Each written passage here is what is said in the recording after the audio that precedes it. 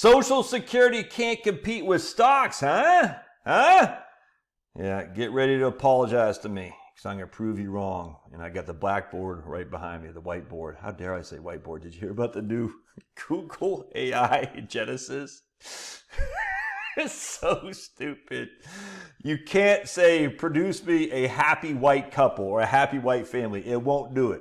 You can do happy blacks, happy whatever people. You can't do happy whites. They'll say, oh, we don't want to perpetuate racism. You say, give me an example of people native of Scotland, and there's like a black guy. It's so stupid. Do you think blacks want this stuff? They don't, dude. Give me a freaking break. No one wants to be treated like babies. This is insanity. Google, you suck. And I love YouTube. I actually like Google. Everything not political, I think Google's search engine is still fantastic. But this is just, you can't show a happy white family on Google Genesis. So dumb. Oh my goodness, man. I can't believe it. Anyway, so I'm just minding my own business, reading this book this morning, and this is Pensions, Labor, and Individual Choice from the MBER. This book, I think, was published in 1985 from what they did is in 1983, all these economists went to Puerto Rico. I wish I could roll my R's. That sounds like a native non-gringo, but I can't. So they went to Puerto Rico and they had this conference on Social Security, retirement, whatnot, all these economists. And this is just the papers they presented. So I'm reading this paper from Michael Hurd and John Chauvin. Now, you may or may not be familiar with Michael Hurd from my channel, because Michael Hurd and Susan, I don't know, I guess Susan Rowetter are a married couple, and they've been doing some critical work on a retirement planning, just freaking crushing. That just kick-ass take names. That's just a fact. And then when I was interviewing Andrew Biggs, he knows those guys. I said, Andrew, on behalf of my YouTube channel, tell Michael and Susan that they're freaking kicking ass and taking names, because they're helping people retire. That's just a fact. They're doing God's work. Chauvin is a big professor over at Stanford, and he did a couple of years ago, probably 4 years ago now.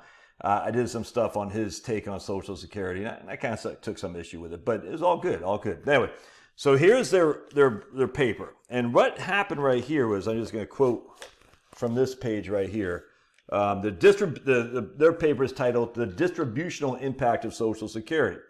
And what they say here, between 1968 and 1974, Social Security benefits were raised at a rate considerably higher than the rate of inflation. Therefore, if the system had been previously actuarially fair, it wasn't after this. And the reason was because Congress was in charge of raising the benefits for Social Security. And so Congress said, well, we're going to raise benefits beyond the rate of inflation simply because there's votes to be had. You see what I'm saying? And then, of course, in 1978, I can't remember when it was, but it got pegged to inflation not long after that. I can't remember off the top of my head the specific year. And ever since, we've heard people say, if I only would invest my money in the stock market, Josh, instead of Social Security, I'd be multimillionaire. It drives me crazy. So we're going to show you what I've come up with, because it occurred to me. It said, between 1968 and 1974, the Congress just raising Social Security benefits, that you can outlive, that they're just, politically. I said, wonder what happened with Social Security benefits from 1966 to 1981. And that's the 15-year time frame that basically we all look at as high inflation, low rates of return in the markets. Pretty much the worst time to have retired in histoire. That's how French people say histoire. My man Antonio Chevalier, who's a tailor, I assume he's French, so he and I are brothers from another mother. Histoire, merci beaucoup, parlez-vous? That's all I really know. Un, deux, trois. Anyway, so I said, what happened? What was the average Social Security benefit in 1966, and what was the average Social Security benefit in 1981? Now let's compare that to investing, shall we? Because remember, stocks will destroy Social Security. Oh my goodness, we're getting robbed. They're giving it to illegal immigrants, blah, blah, blah. So the average Social Security benefit in 1966 was $84.35, according to the Social Security Administration. All right, you can argue that, you can challenge it, that's fine. I'm going to go with it. If we that's the monthly benefit. If we annualize that, that's $1,000 basically a year. That's $1,012 a year. In 1981, the average Social Security benefit was $385.97. If we annualize that, it's $46.30 a year. All right, that gives us a 10.67% average growth rate on Social Security. That's not too shabby, 10.67. Again, partly from 1968 to 1974, Congress was just, going what Congress does best, spend other people's money and let other people pay for it later. It's never going to get paid, but that's okay. So I said, okay, if we take 1,012 and 4630 and we use a 4% rule, all right, so we take that amount of money, we divide by 0.04, how much of a portfolio do we need to be able to equate the money we're getting from Social Security? All right, so we're going to, again, I hope this makes sense. So Social Security is going to give us 1,012. If we're using a 4% rule, how much of our portfolio would we need to generate $1,012? And the answer in this case is $25,000, a little bit, about $25,300, but still $25,000. So if you had $25,000 in a portfolio, we could generate 4%, $1,012 a year. All right, everybody follow me so far? So we're going to take that $25,000 and we're going to put it in the S&P 500. Why is it? Okay, I guess you guys, why is it doing like that? It shouldn't be doing like that. Okay, we're going to put in the S&P 500.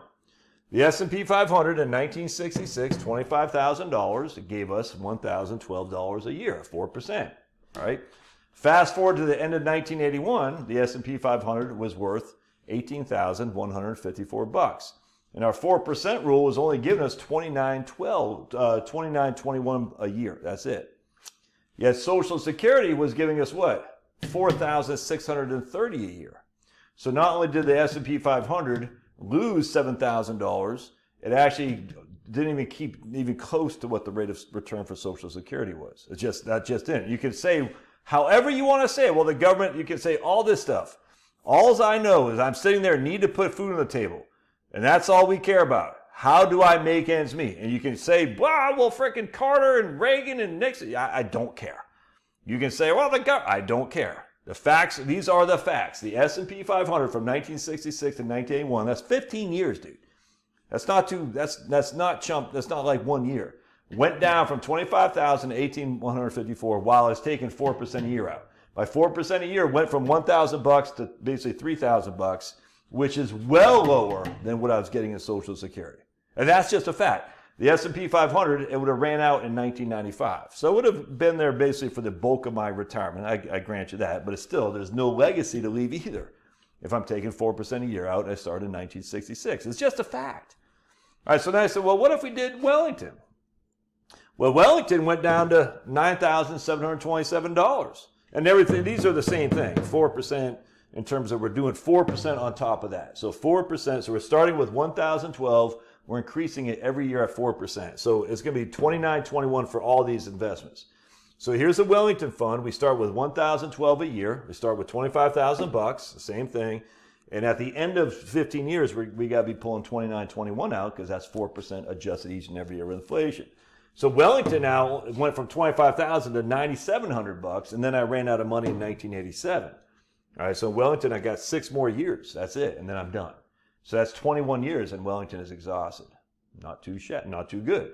All right, so now I said the Investment Company of America, an American fund, which I'm a big fan of, and the Investment Company of America is like blue chip dividend-paying stocks and whatnot. All right, no bonds, blue chip dividend-paying stocks. Wellington, of course, has about 30 to 40% in bonds. S&P 500 has nothing. So in this case, the ICA, the Investment Company of America, and the only reason I'm using that is because I got that in my spreadsheet from Daniel Kuhlbert's 55e.co website. You can buy his spreadsheet. I think it's $35. The bucket spreadsheet he uses, which I freaking love, and 55e.co. So I would encourage you to look at my man Daniel Kuhlbert. So Wellington, ICA Investment Company America went from $25,000 to $41,000. So not quite double, but it still went to $41,000. And you can see it never ran out of money, ever, which is good. So the ICA was the best of those 3 so far. And then I said, well, if we just did an income fund, Putnam Income Fund here, which is the longest fund, bond fund that we have records to. And again, I don't care about like the yields on the treasuries and all that. I want to see actual funds, actual data that was regulated and monitored by the SEC, the Securities Exchange Commission. So we can say, well, if you had bond, I said, I don't want to do that. I want to say, what did an actual fund do? Real life. I don't care about theoretical. I want reality. And here, the Putnam fell from 25,000 to 13,000. Again, paying the same amount of money, 29.21, because we're using a 4% rule. We start with 1,012. We adjust it each and every year with inflation. That 1,012 at the end of 15 years, we got to be taking out 29.21 a year. All right, so Putnam right here was paying 13.26, was worth only 13.26, a little bit more than half what our starting point was. And then Putnam ran out of money in 1989. All right, so we have a bond fund. We have a blue chip stock fund. We have a balanced, moderately aggressive balanced fund, and we got the S&P 500. None of them came anywhere near to Social Security. Because at 4% on 4630, which is what Social Security was paying, Social Security at the end of 1981, it went to 4630 was the average Social Security benefit. At 4%, we should have $115,000 to give us that same income, and none of these do. The best one here is 40. The ICA doesn't come close. It's, I mean, about what, a third of that. So the idea that Social Security underperforms the S&P 500 or stocks, it's recency bias, man. And then we can look at it too. So let's check this out. Hold on a second. All right, so let's look at what happened with Social Security from 2000 to 2009. And we can see the average benefit in 2000 was $844. So we take $844 times that by 12. That's $10,128. $10,120. Let me pause real quick. All right, so the average Social Security benefit in 2000 was $844. We times that by 12. That's $10,128 is the average recipient was getting. We divide that by 0.04. That means we need a portfolio of roughly $50,000, $253,000 to generate that kind of income safely, quote unquote. In 2009, the average Social Security benefit increased by 3.26% a year from 2000 to 2009 to 1164. Times that by 12, and the average Social Security benefit annualized was roughly $14,000. Divide that by 0.04, and we should have $349,000 left in our portfolio in which to generate that kind of income right there safely. All right, so now let's go to Portfolio Visualizer, and we'll just take a gander at the S&P 500, see what that did. All right, so let's take a look here, and we're going to go to S&P 500 2000, and we're going to start with 253,000 schmackaroonies, and we're going to go to 2009. All right, and we're going to start with 253 VFINX. There we go, 100%, boink, boink. And we're going to go, and we are going to take, we're not going to rebalance because we're not rebalancing. We're going to withdraw fixed amount, 4% withdraw fixed percentage. I don't know if I want that fixed amount. We're going to do fixed amount here. And we're going to do that, hold on a second. It's how much was it? It was 10128. 10128. And we're going to adjust that for inflation. Yes, sir. Right, so let's see what we got here. 10128. Boink. All right, cool. Let me pause. All right, so here we go. So we're taking $253,000. Yep. We're starting 2000. Yep. We're taking $10,128. Yep. That's what we're doing. We're taking that annually, adjusted for inflation. All right, and we're going to show you in the S&P 500. Yep. And at the end of our return here, our compounded annual growth rate is negative 8.41%. That's an average rate of return. Not good. So we start with 253 and we end with 105. 253, we end with 105. And what did we end up here? We needed $349,000. So we had less than a third of what we needed to keep that up. So now we're just going to show you how long this lasted in the S&P 500. And we're going to go to, let's go to 2024 and see how long the S&P 500. Then we'll go to Wellington. We'll do the same thing. And we can see that this ran out of money. Right now, I still got about $78,000 in there, $79,000, 24 years later. But the amount of money we're taking out now, we're going to get stopped. All right, so now let's see what the Wellington did, 2009. All right, we're going to go to Wellington, VW, my goodness, man, VWELX. Wellington, and we're going to do the same crap because Wellington's basically 65-35, give or take. All right, so Wellington start with 253, and at the end of 2009, we have 309. All right, good. So Wellington kept up a lot closer than Social Security, and the reason for that is because of blue chip stocks in the Wellington and the bonds itself. So good, but it's still, Social Security still beat the Wellington. Now let's go to 2024, and we'll see what Wellington has done. Imagine it's got to be pretty good still, I think. Let's see. Yeah. So Wellington is still at 666. How dare you, Wellington? 666. So Wellington crushed for sure. But I mean, again, those 2000, 2009, the S&P 500 didn't, and we still beat Social Security, still beat Wellington. Let's go to American Funds, which is AIVSX, if memory serves. Yep, AIV. Let's see that one. All stocks. We'll see how that guy did. And we went to 2009 right there. All right, there we go. Analyze portfolio. Be just like me and Mr. T. Be just like me. Drug free. You know why no one ever died on the A team? Because they didn't use drugs. And you shouldn't use drugs either. If you know that song, tell me in the show notes who did that song. All right, so what was it? It's American Income Investment Company of America, all stocks, all blue chip stocks. We started with 253. We ended with 192 at the end of 2009. So we're well below what Social Security did. Now we go to 2024, as we say in Mexico, which, you know, I'm from Tampico. And we go down here and we see ICA is now up to 424. All right, and the last one we're going to do, I don't know the Putnam one, so we're not even going to do that. That was just all bonds anyway. The ticker, I'm not sure the ticker of Putnam. Lastly, let's see what the average Social Security benefit for 2024 is, shall we? Yes, we shall. All right, so the average Social Security benefit in 2023, we obviously don't have 2024 numbers yet, was, can you see that? Yeah, was $1907 a month. We times that by 12. That gives us $2288 a year, $22,884 a year. Divide that by 0.04, again, to maintain the 4% rule. That means we need to have at least 572 in our portfolio to rectify what Social Security has done. Now, the only thing that did was Wellington had 666,000. S&P 500 didn't have that much. The other one, the ICA, didn't have that much. So you can argue all day long, well, I'm cherry picking. All right, well, you're cherry picking too. I mean, everybody's cherry picking. You can cherry pick till you're blue in the face. You say, well, stocks have done better in the long run, going back to 1926 or whatever. I mean, it's just so stupid, because the only thing that matters is your retirement, your long run.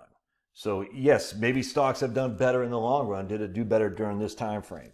And the facts are, I just proven to you that Social Security has not lost to stocks. You can find examples of this where Social Security destroys stocks. And these aren't chump changes now.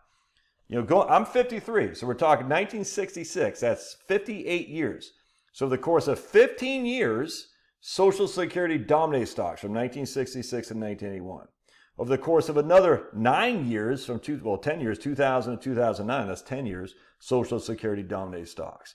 So I'm 58 years, 15 plus 10, 25 of those, that time frame, Social Security beat stocks. That's just a fact, dude. That, you know, over the course of since 1966, I mean, you can't argue that. So you can say, well, I mean, you can say it all day long, but the facts are almost half the time did Social Security beat stocks. And now when it comes to your ability to go night-night, I can guarantee your Social Security gave you comfort that the stock market did not. I'm just telling you right now how easy it is for these young whippersnappers to forget what happened in 2007 and 8, what happened in 2000, 2001, and 2, and in the first quarter of 2003. I was working with clients all those years. Let me tell you, man, it's easy to overlook your ability to sleep at night when the markets are getting crushed, when you are not dealing with that. When you start dealing with it, woo, Nelly. Anyway, just another feather in the cap for Social Security, another reason why we got to make sure that it's solvent. It's just that simple, man. And how do you make sure it's solvent? Well, we're going to have to put more money into it. And as my man says here, right here, this is Hurd and Chauvin, they say in this book about Social Security solvency, they say very explicitly, raising the taxes of workers or increasing the retirement age will reduce the rate of return of the present working generation. Cutting benefits, perhaps by making them taxable, will lower the gains of today's elderly. I mean, so if you're going to raise taxes, you're going to increase the retirement age, you're going to cut benefits, you're hurting people who are currently on the system, that's for sure. Or you're going to hurt the rate of return for future generations. And I mean, but something's got to give. Again, what I would say, wealth tax, get rid of QCD, or not QCDs, QDIs. And what I do is I do one of these things. Get rid of all charitable deductions. Just make it fair, even Steven. Because the vast majority of income earners in the United States don't itemize. They just don't. So basically, get rid of all charitable deductions. You're going after I hate to say going after, it's not a vendetta against these people, but you're going to make more taxable income to the rich, the Warren Buffetts of the world. I got no qualm with that whatsoever. All right, that's easy. I've still raised payroll tax 50 basis points on both sides. I think there has to be some skin in the game for the workers as well. They can't just rely on the largesse of Bezos and whatnot. Well, he's still buying his billion-dollar yacht. Let's see. Our primary result was that the Social Security transfers and rate of return was very high for the population in 1969 and remained high throughout the decade. People in our sample could expect to receive 3 to 4 times as much in benefits as their contributions, even with using a 3% real rate of time discount and calculating death probabilities using current life tables. So, again, well, this. Oh, no, just keep knocking that out. We can argue till we're blue in the face about, well, they didn't do this. It doesn't matter. These are the facts. All right. Love your thoughts. Don't forget to subscribe to Doobie Doo. Don't forget my course. Everything you need to know about investing is available in the Doobie Doo. I got to put it in the Doobie Doo. And if you use the promo code half off, you get half of it until March 7th. All right.